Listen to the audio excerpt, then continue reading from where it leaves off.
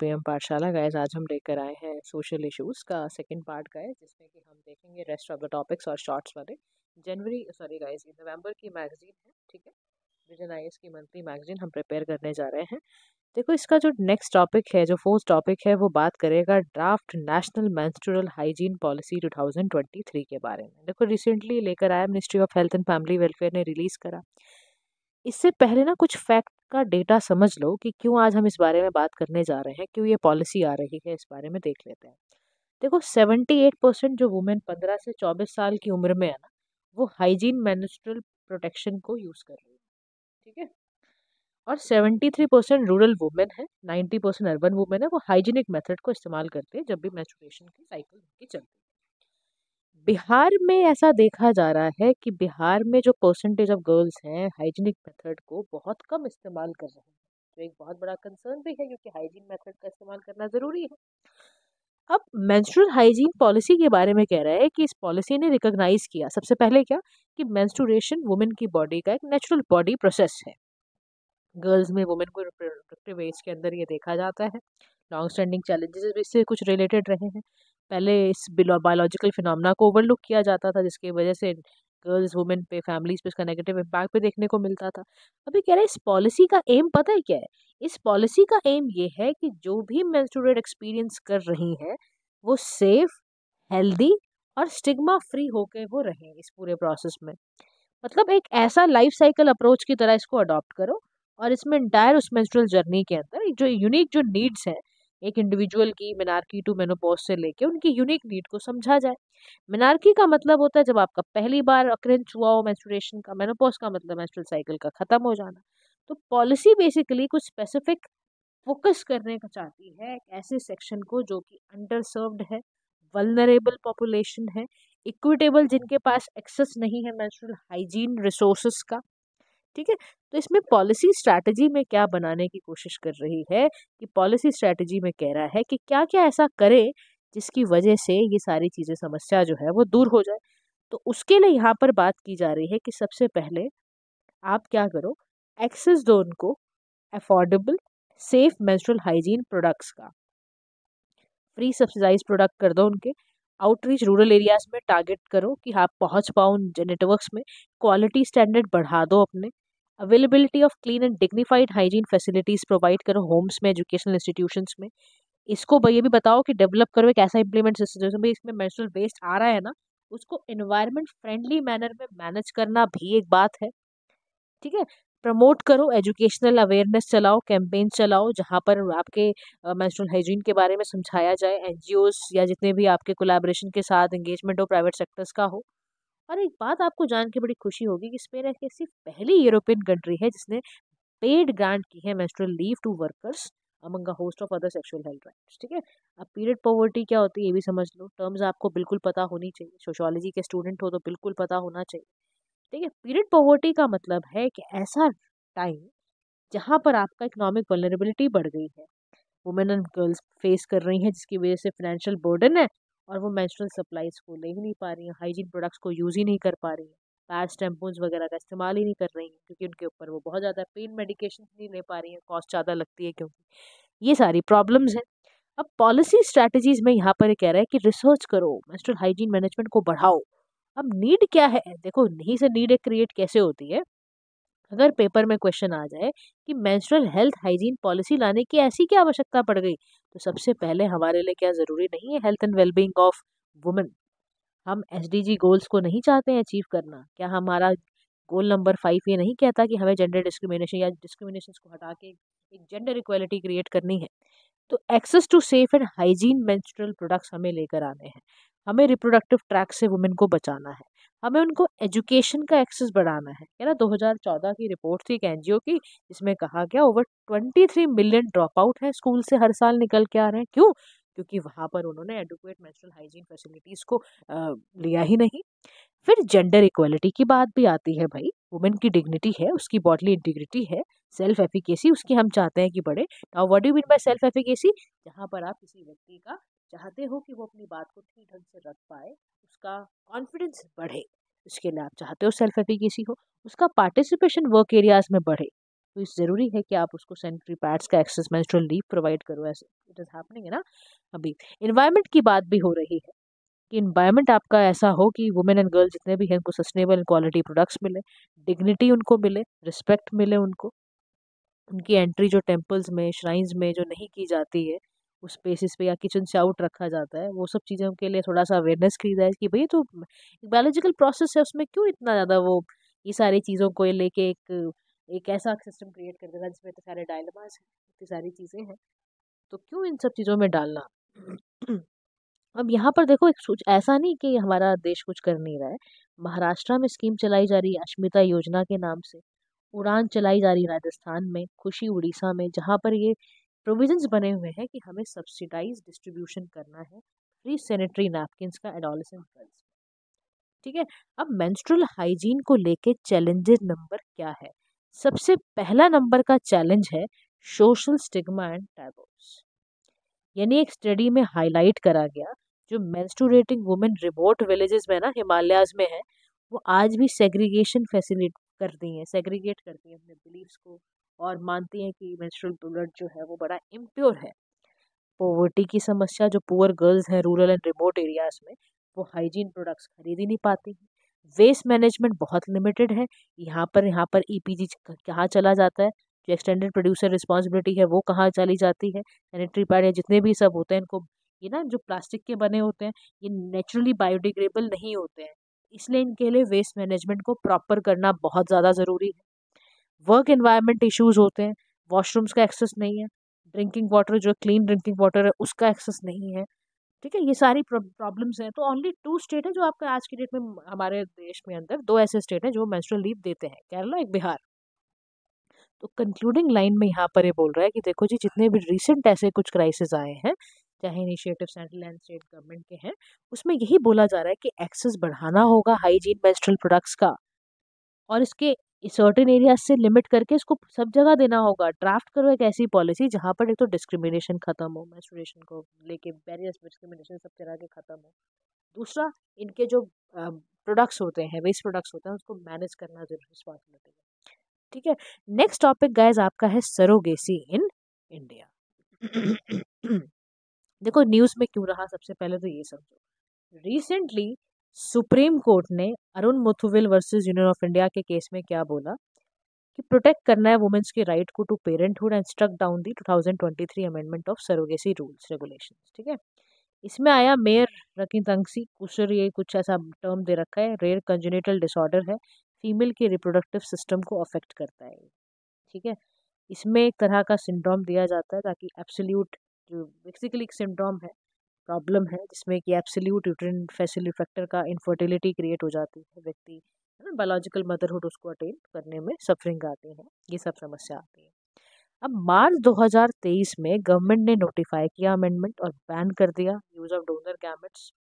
फिर अमेंडमेंट में मैंडेट करा गया कि जितने भी मेल हैं, फीमेल गैमेट्स हैं, स्पर्म एग उनका है कलेक्टिवली, ये इंटेंडिंग कपल से आना चाहिए, सरोगेसी के प्रोसेस से आ सकता है। इस केस में वुमेन अगर कभी भी मान लो MRKH यानी मेयर रोकी कैंजेंस का एक कस्टर हाउसर से अगर कुछ सफरिंग कर रही है, सिंड्रोम से चैलेंज है अगर उसको, मतलब यहाँ पर ये आई थी, वुमेन आई थी 2023 में, इसने चैलेंज करा कि पिटिशनर वुमेन वर एब्सेंट, उसके ओवरीज नहीं थे, यूट्रस नहीं था, and she can not donate her eggs for surrogacy, नहीं कर सकती ना, कभी कभी ऐसा भी तो समस्या आ जाती है। अब बोथ सरोगेसी और इसके टाइप बाउट सरोगेसी क्या होती है। देखो, ऐसी सरोगेसी जहाँ पर वुमेन बेयर करती है, चाइल्ड को देती है बर्थ, किसके लिए, फॉर एन इंटेंडिंग कपल। ठीक है। इंटेंडिंग कपल क्या होता है, इंटेंडिंग कपल का मतलब है ऐसा कपल जिसको मेडिकल कंडीशंस थी, मेडिकल इंडिकेशंस थे कि वो जेस्टेशनल सरोगेसी करें और इस तरह से पेरेंट्स बने सरोगेसी की मदद से। देखो, ट्रेडिशनल सरोगेसी और जेस्टेशनल सरोगेसी में फ़र्क देखो। पहले एक इंटेंडेड मदर होती थी जो कि पैर कैरी नहीं कर सकती चाइल्ड को अपने एग के थ्रू, है ना, क्रिएट नहीं कर सकती बेबी।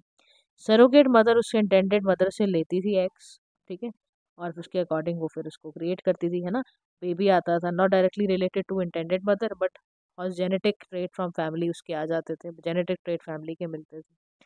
जेस्टेशनल सरोगेसी में यहाँ पर इंटेंडेड मदर भी, यहाँ पर वही केस है कि वो कैरी नहीं कर सकती चाइल्ड को, एग्स को नहीं यूज कर सकती।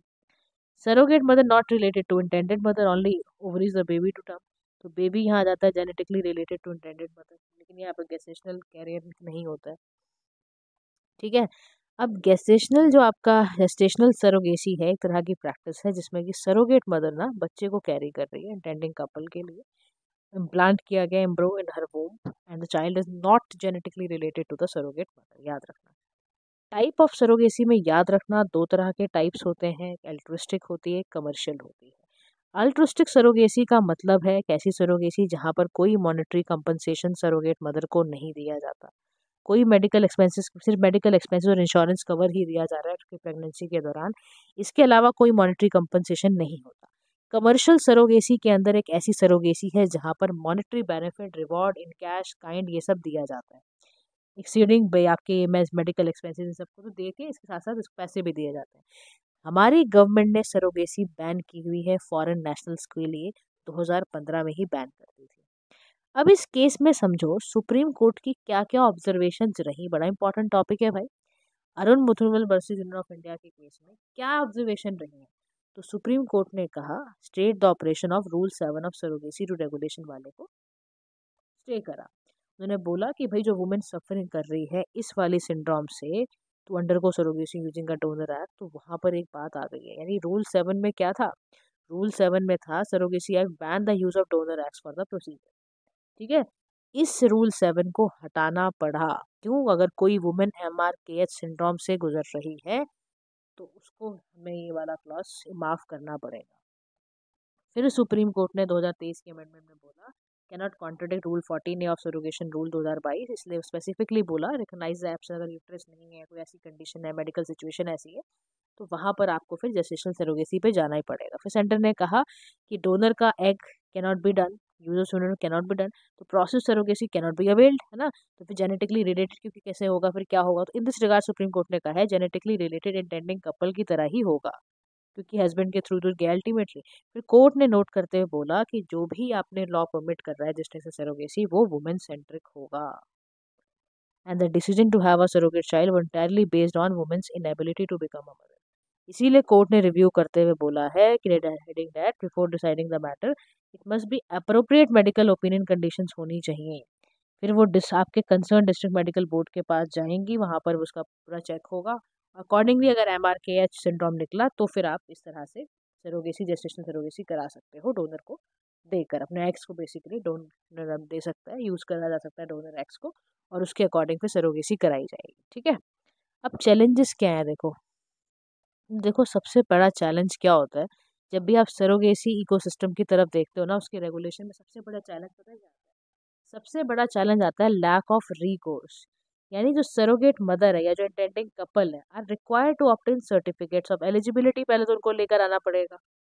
अवर नो प्रोसेस में स्पेसिफाइड लिखा नहीं है रिव्यू अपील करने के लिए, अगर हमसे रिजेक्ट हो जाए सरोगेसी एप्लीकेशन तब क्या हो, उसके पीछे कोई प्रोसेस ही नहीं है। फिर लॉज ना बड़े कॉन्फ्लिक्टिंग नेचर के हैं, जैसे देखो स्टोरेज ऑफ एम्ब्रियन गैमेट्स प्रोहिबिट करा हुआ है for the purpose of surrogacy. In contrast ICMR की गाइडलाइंस कुछ और हैं, 8 क्लिनिक्स में बोल रहे हैं चलाओ स्टोरेज फॉर 5 years। कह रहा है लॉज में बड़ा पैचीज है, कभी कुछ कह रहे हैं कुछ लॉज कुछ कह रहे हैं। तीसरी समस्या एम्बिग्विटी की प्रॉब्लम है, सरोगेट मदर है उसको इंटेंडिंग कपल के कितने क्लोज रिलेटिव होना चाहिए वो भी ना पता नहीं चलता कि कौन हो, कौन क्लोज रिलेटिव में कौन कौन आता है, ये नहीं क्लैरिटी नहीं है। राइट टू प्राइवेसी, इंडिया के अंदर surrogacy unethical unnatural form of child birth है, क्योंकि लैक ऑफ स्टैंडर्ड प्रोसीजर है ही नहीं प्राइवेसी को इंटेंड रखने के लिए। एम्बेरसमेंट है सरोगेट के लिए, तो क्यों सरोगेसी कराएगी।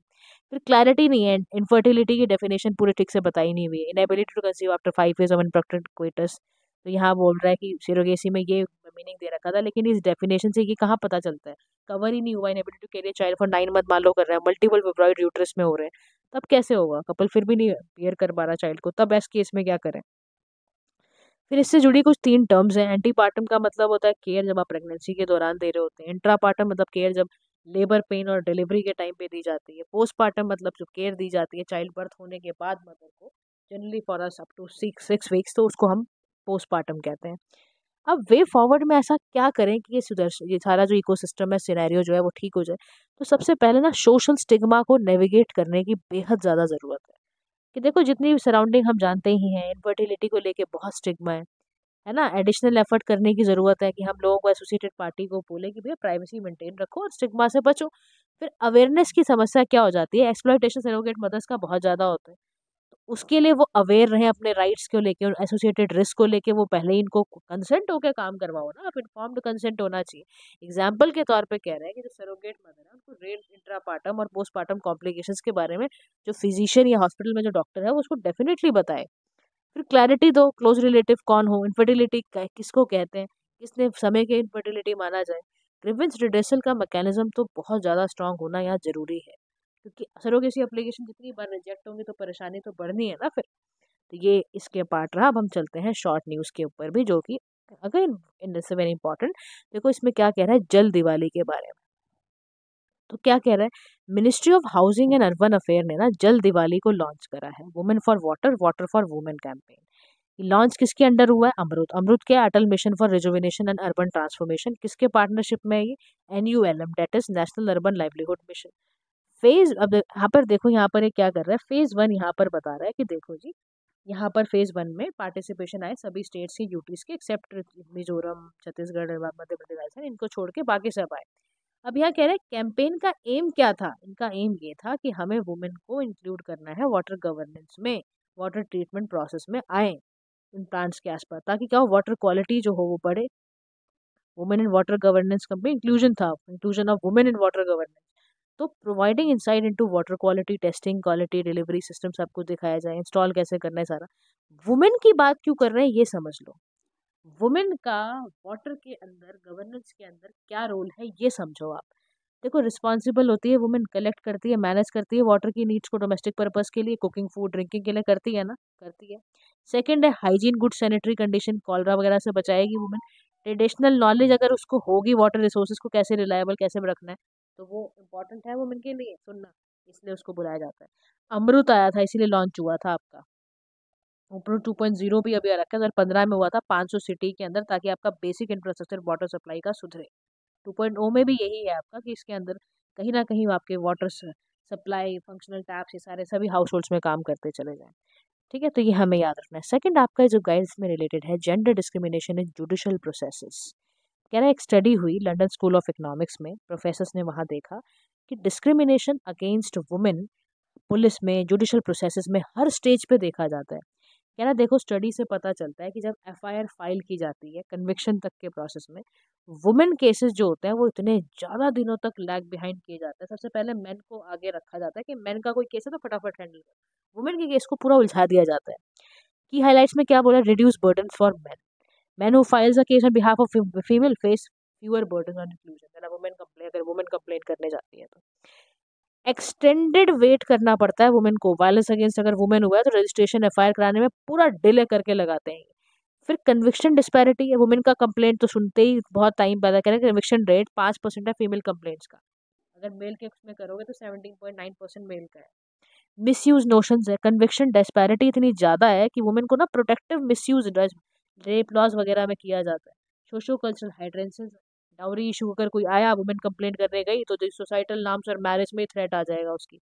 तो जेंडर डिस्पैरिटी कहाँ कहाँ देखने को मिल रही है, जेंडर डिस्पैरिटी देखने को मिल रही है आपके एजुकेशन में, वर्क फोर्स में, यहाँ पर देख रहा है सिंगल स्टेज पॉलिसी इंटरवेंशन में प्रॉब्लम, पुलिस स्टेशन में जो वुमेन आपको दिखती है, फास्ट ट्रैक कोर्ट्स वगैरह ठीक से इनकी डिस्पैरिटी को एड्रेस ही नहीं करते हैं। तो इनिशिएटिव लिए गए कि ऐसा क्या किया जाए जिससे कि वुमेन का जो एक्सेस है जस्टिस में उनका बढ़े। इसके लिए सबसे पहले किया जा रहा है free legal aid to women. सबसे पहले क्या करो, फ्री लीगल एड दो वुमेन को। पिंक बूथ बनाए गए, दिल्ली पुलिस में इनिशिएटिव लिए गए कि उनकी सिक्योरिटी को बूस्ट किया जाए, सिटी की वुमेन एंड गर्ल्स को। मिशन शक्ति का है कि इंश्योर किया जाए वुमेन की safety and security, one stop centre, women helpline, Beti Bachao Beti Padhao, नारी अदालत, ये सारी चीज़ें की गई। नेक्स्ट है ट्रांसजेंडर इन स्पोर्ट्स के बारे में हम देखते हैं। देखो ICC ने, इंटरनेशनल क्रिकेट काउंसिल ने ट्रांसजेंडर प्लेयर्स को बैन किया हुआ था इंटरनेशनल वुमेन क्रिकेट से। ICC ने बार किया क्रिकेटर्स को जो भी एक्सपीरियंस है ना, मेल प्यूबर्टी करते हैं ना, इस तरह की चीज़ों से उन्हें करा हुआ सर्जरी या कोई जेंडर रीअसाइनमेंट हुआ है तो उसमें। ICC एक गवर्निंग बॉडी है क्रिकेट के लिए, हेडक्वार्टर्ड है इसका इंटरनेशनल आपका दुबई UAE के अंदर। जेंडर रीअसाइनमेंट सर्जरी क्या होता है, देखो इसको हम बोलते हैं सेक्स रीअसाइनमेंट सर्जरी भी कहते हैं। इस परफॉर्म की जाती है ट्रांजिट करने को इंडिविजुअल को from gender period to desired gender. मतलब अगर मेल है तो फीमेल बनना चाहते हैं, फीमेल है तो मेल बनना चाहती है, तो वो उस ट्रांजिशन को कहते हैं। ICC ने अब नई पॉलिसी बनाई फॉलोइंग प्रिंसिपल पर कि प्रोटेक्शन करना है वुमेन के गेम में, इंटीग्रिटी को, सेफ्टी, फेयरनेस, इंक्लूजन, ये सब करना है। ठीक है, फिर आगे बता रहा है कि डिबेट अराउंड चला भाई ट्रांसजेंडर्स इन स्पोर्ट्स, तो इट सेंटर्स अराउंड द आपका balance of inclusion, sporting fairness, safety in women sports, physiological differences जो होते हैं प्यूबर्टी को हिट करते हैं, वो सारी चीज़ों का। फिर ऐसे कौन कौन से रूल्स हों ट्रांसजेंडर्स गवर्नेंस के लिए ताकि सब चीज़ें ठीक हो। तो एज पर वर्ल्ड एथलेटिक्स जो सेक्स डेवलपमेंट एथलीट्स में डिफरेंसेस है must keep in their mind कि सारा कुछ देख के, तो डीएसटी जो होता है वो एक ऐसी कंडीशन है जहाँ पे इंडिविजुअल फिजिकल सेक्स ट्रेट में उसका जो टिपिकल मेल और फीमेल डेवलपमेंट से नहीं मैच करता। टेस्ट्रॉन जो होता है एथलेटिक्स में परफॉर्म बूस्ट करने के लिए, वो मसल मास वगैरह को बढ़ाने के लिए वो करते हैं। तो ये चीज़ें बड़ी चल रही हैं आजकल, तो इसीलिए वो बोल रहा है कि वर्ल्ड गवर्निंग बॉडीज इसीलिए कर रही हैं काम इस पे कि इसी सारी चीज़ों से बाहर आया जा सके। अच्छा, नेक्स्ट टॉपिक हमारा है healthy ageing. WHO UN partners ने मिलकर पहला यूएन का decade health ageing progress report को निकाला, और इसमें यही चेक करना है हमें कि कितना ओल्डर पीपल की एफर्ट क्या क्या लग रहा है जिसकी वजह से उनकी लाइफ इंप्रूव हो सिंस 2020। ठीक है, तो यूनाइटेड नेशंस ने निकाला 2021 से 2030 का एक डिकेड, पूरा डिकेड का एक डेटा निकाला है, पूरा ग्लोबल कोलैबोरेशन निकाल के कि ओल्डर लोगों की लाइफ कैसे इंप्रूव हो सकती है, उनकी फैमिली कम्युनिटी ये सब करके। 4 एक्शन एरिया बताए हैं। सबसे पहले कह रहा है change how we think feel and act towards age and ageing. पहले तो अपना ना सोचने का तरीका, फील करने के तरीके बदलें। फिर कम्युनिटीज ना ये देखें कि एबिलिटीज क्या है ओल्डर पीपल, उनको एक्सेस दें लॉन्ग टर्म केयर के लिए। Deliver person centred integrated area बनाए हैं। उसके बाद की फाइंडिंग्स में आ रहा है कि 60% जो कंट्रीज हैं उनके पास ऐसा मैकेनिज्म होना चाहिए to promote and protect the rights of older people. जो परसेंटेज है कंट्रीज की विद नेशनल प्रोग्राम्स, उनको सपोर्ट मिले एक्टिविटीज़ में। रिसोर्सेज जो है for work toward healthy ageing ये लिमिटेड अगर है भी तो उसमें और कमिटमेंट वगैरह दिया जाए। फिर नेक्स्ट टॉपिक है हमारा regulations of this is in India. ठीक है, FHEIESI का फुल फॉर्म क्या है? यूजीसी ने सेटअप करा है operation of campuses for foreign higher educational institutions का इंडिया में। उसकी नोटिफिकेशन है सारी की सारी। इसमें बोला गया है कि भाई प्रोग्राम ये सब निकाल कर ये कराओ। उसमें ना देखो एलिजिबिलिटी क्राइटेरिया है कि 500 जो आपके ग्लोबल रैंकिंग के अकॉर्डिंग करना है, और क्वालिफिकेशन यही है कि आपको qualifications awarded in quality of education Indian campuses में इक्विवेलेंट करा जाएगा। उनके जो होम जुरिस्डिक्शंस में होता है वो पूरा ऑटोनॉमी लेकर पूरा रिस्ट्रिक्शन जहाँ जहाँ है वहाँ पे लगाया जाएगा। सिग्निफिकेंस देखो इसका क्या होगा, क्वालिटी एजुकेशन बढ़ेगी, फॉरेन एक्सचेंज आउटफ्लो रिड्यूस होएगा, आउटफ्लो जो बाहर बता, क्योंकि आजकल क्या कर रहे हो हायर एजुकेशन के लोग बाहर चले जा रहे हैं, तो हम चाहते हैं रुक जाए वो, ब्रेन ड्रेन ना हो। तो कंट्रोल ब्रेन ड्रेन को करने के लिए, रिसर्च को इम्प्रूव करने के लिए एक साथी है मिनिस्ट्री ऑफ एजुकेशन का ने ऑनलाइन कोचिंग प्रोवाइड करने के लिए प्लेटफॉर्म तैयार किया है। इसको कहते हैं self assessment test and help for entrance exams. MOE IIT Kanpur के साथ ये प्लेटफॉर्म बनाया है। ओपन लर्निंग असेसमेंट है ताकि नो कॉस्ट पे हर स्टूडेंट को अवेलेबल हो। AI की मदद से इस पे कस्टमाइज करके पेस ऑफ लर्निंग को स्टूडेंट को बढ़ाने के लिए काम किया गया है। सोशल मीडिया सोशल हार्मनी के बारे में देखो, नेपाल ने सोशल मीडिया ऐप टिकटॉक को बैन कर दिया क्योंकि सोशल हार्मनी उनकी डिसरप्ट हो रही थी। पहले इंडिया ने भी करा था, फिर ऑस्ट्रेलिया, EU, यूरोपियन यूनियन ने, आपका USA, बेल्जियम सबने बंद कर दिया। देखो सोशल मीडिया क्या है, कलेक्टिव टर्म है, और website application like Instagram, WhatsApp, TikTok तो कलेक्टिव टर्म है इनके लिए। कम्युनिकेशन पे फोकस करती है, कंटेंट शेयरिंग है, कोलैबोरेशन है। बिगनिंग में 2023 के लिए 398 मिलियन सोशल यूजर्स थे इंडिया में। मिति की अब रिपोर्ट से 2022 में पता चल रहा था कि पहले 13.91 लाख साइबर सिक्योरिटी इंसिडेंट आ रहे थे। तो साइबर मीडिया जो साइबर क्राइम्स है सोशल मीडिया के, वो दो तरह से है। तो cyber crime social media user को टारगेट कर रहा है, जिसकी वजह से उसका अकाउंट हाईजैक कर लेना, है ना, उसकी प्राइवेसी को वायलेट करना, ये होता है। एक सेकंड तरीके का होता है कि आपने साइबर क्राइम करा सोशल मीडिया प्लेटफॉर्म पे ही, आपने फिशिंग, स्कैमिंग या फेक प्रोफाइल बनाने शुरू कर दिए। फिर एक होता है सोशल मीडिया प्लेटफॉर्म पे आपने साइबर क्राइम पे एडवर्टाइज करना शुरू कर दिया, कार स्टोलन, ये सब चीजें शुरू कर दी। रीजन क्या होता है, क्यों वल्नरेबिलिटी बढ़ रही है साइबर क्राइम की? तो सबसे पहला कारण है डेटा थेफ्ट हो जाना। उसके बाद साइबर क्रिमिनल जितने भी डेटा एग्रीगेट करके थ्रू क्विजेज वगैरह जो कर रहे हैं उसका प्रॉब्लम। फिर unsecured portable devices like mobile. फिर पॉपुलैरिटी हाई यूसेज का जो बढ़ जाना। तो ऐसे कौन से मेजर्स लिए जाएं जिससे कि सोशल मीडिया साइबर रिस्क कम हो?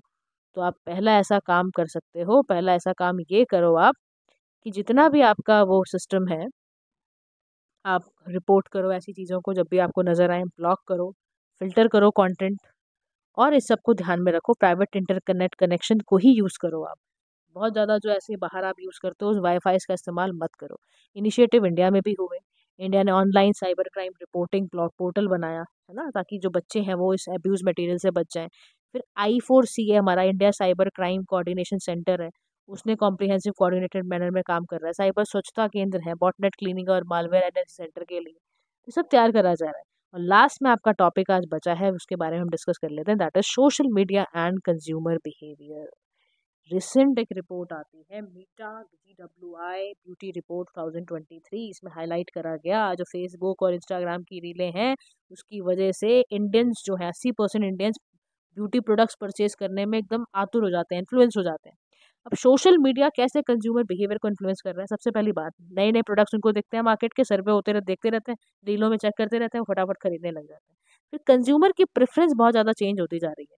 पोस्ट पैंडेमिक के बाद हमने ऑनलाइन परचेजेस अपने बहुत ज़्यादा बढ़ा दी, ऑल्टरनेटिव्स हमें बहुत जल्दी मिल जाते हैं। इस वजह से ऐसा गाइस देखने को मिलता है।